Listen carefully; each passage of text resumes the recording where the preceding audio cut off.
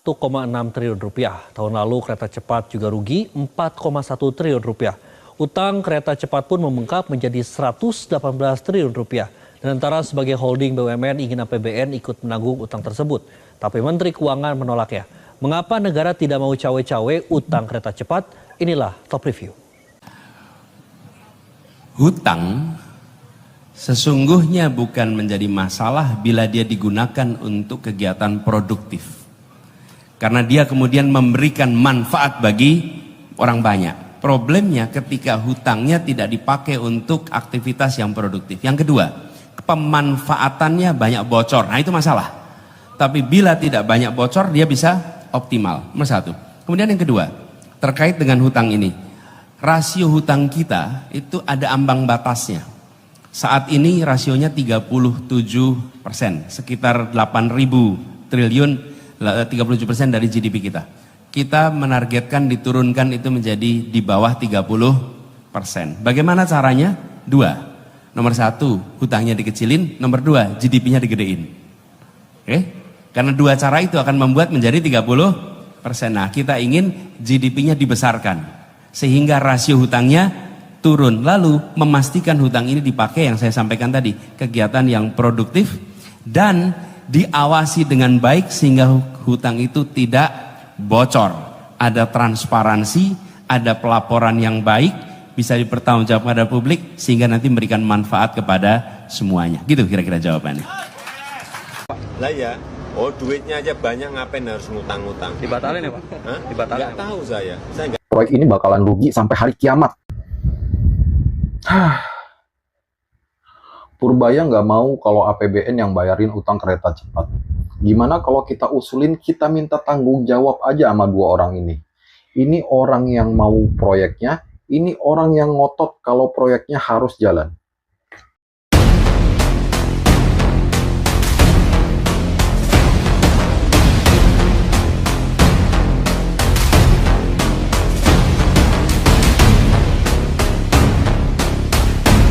Ada pemberitaan yang cukup keren dari Purbaya ya, Menko Keuangan yang baru, dan bahkan ketika diminta untuk menanggung hutang oleh Danantara ya melalui APBN terkait kereta cepat ini, bahkan Purbaya ogah. Bahkan dari Menko Purbaya tegas memberikan statement tidak mau APBN terbebani utang kereta cepat. Wow, ini sangat keren. Nah, memang kereta cepat ini sangat menarik sekali untuk diperbincangkan. Dikarenakan apa? Dikarenakan Menteri Ignatius Jonan pada saat lalu itu sudah memperingatkan Pak Jokowi.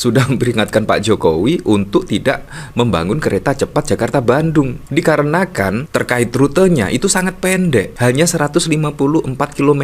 Bayangkan kereta cepat dengan kecepatannya 350 km per jam. Berarti itu hanya bisa ditempuh sekitar 1 jam atau bahkan 2 jam. Kalau kereta cepat itu berhenti di salah satu stasiun, itu sangat pendek sekali rute dari kereta cepat bus, dikarenakan kecepatannya 350 km per jam. Itu sudah ditolak jauh-jauh hari oleh Ignatius Jonan. Dan menurut Ignatius Jonan, Indonesia itu kan tidak hanya fokus di Pulau Jawa, melainkan ada Kalimantan, ada Sumatera, ada Sulawesi, Papua. Kalau menurut Ignatius Jonan, perkereta apian itu setidaknya ya tersebar di seluruh penjuru pelosok negeri, mulai dari Sumatera lah, mulai dari Kalimantan, mulai dari Sulawesi, atau bahkan di Papua. Menurut saya apa yang diungkapkan oleh Ignatius Jonan pada saat lalu itu sangat masuk akal sekali. Dan akhirnya saat ini juga mulai terasa dampak dari hutang kereta cepat ini. Konon katanya itu biaya kereta cepat itu lebih dari 100 triliun, bayangkan ya, 100 triliun tetapi yang menikmati hanya beberapa kalangan saja ya. Dari Gelora News ya, tak mau tanggung hutang, Purbaya tegaskan KCIC bukan tanggung jawab Kemenkeu. Nah, sangat keren sekali sudah ditegaskan. Nah, ternyata Danantara itu sodorkan opsi utang kereta cepat ditanggung APBN dan ternyata ditolak oleh Pak Purbaya, Menteri Keuangan. Ini menurut saya sangat keren sekali ya. Ogah terjebak hutang dari KCIC KCIC lah. Dan antara masih menunggu keputusan pemerintah terkait restrukturisasi program kereta cepat Jakarta-Bandung yang turut menjadi beban kerugian sejumlah BUMN seperti PT Kereta Api Indonesia atau PT KAI dan PT Wijaya Karya. Chief Operating Officer Danantara Doni menyebut pihaknya telah mengajukan sejumlah opsi, termasuk kemungkinan agar sebagian hutang proyek ditanggung oleh anggaran pendapatan dan belanja negara APBN. Kami sudah rapat dengan Menko Infrastruktur, kami juga sudah rapat dengan Kementerian Perhubungan menawarkan beberapa opsi yang diharapkan bisa menjadi solusi terbaik bagi industri kereta api kita ke depan, ujar Doni di JCC Senayan Jakarta pada 9 Oktober. Salah satu opsinya, jelas Doni, adalah menyerahkan infrastruktur PT Kereta Cepat Indonesia Cina atau KCIC kepada pemerintah.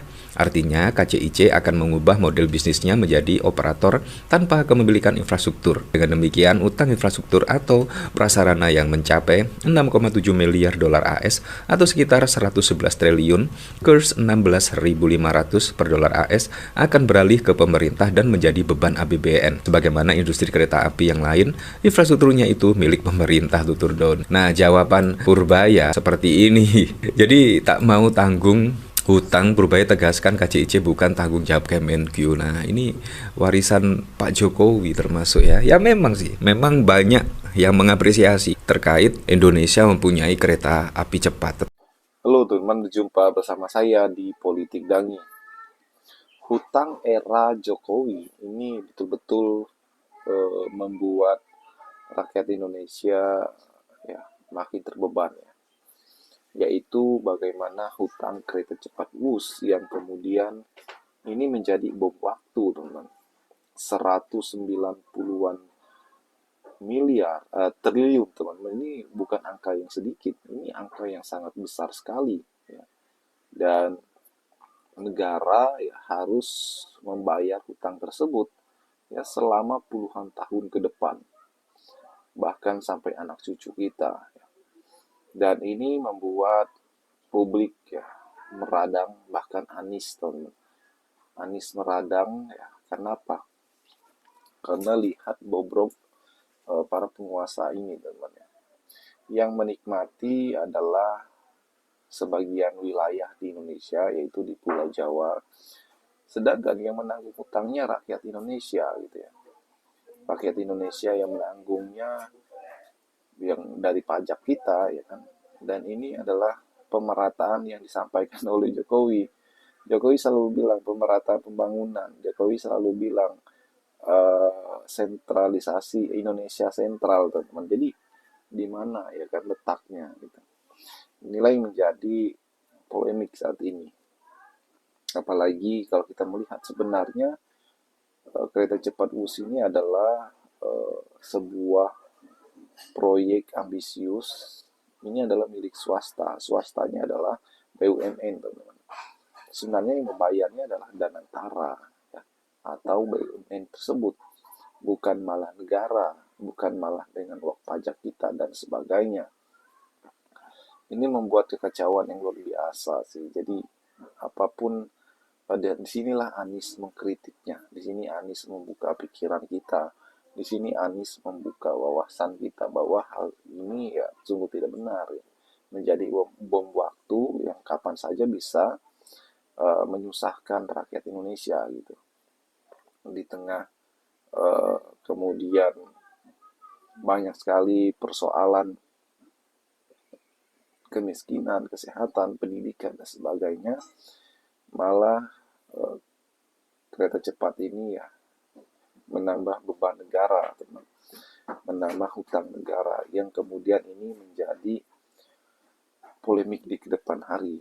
Bahkan 2 kali pilpres atau 3 kali pilpres saja, teman-teman ya. Bahkan 5 kali pilpres ke depan pun utang kereta cepat WUS ini belum selesai ya. Dan ini bisa menjadi berkepanjangan ya. Bagaimana menurut kalian?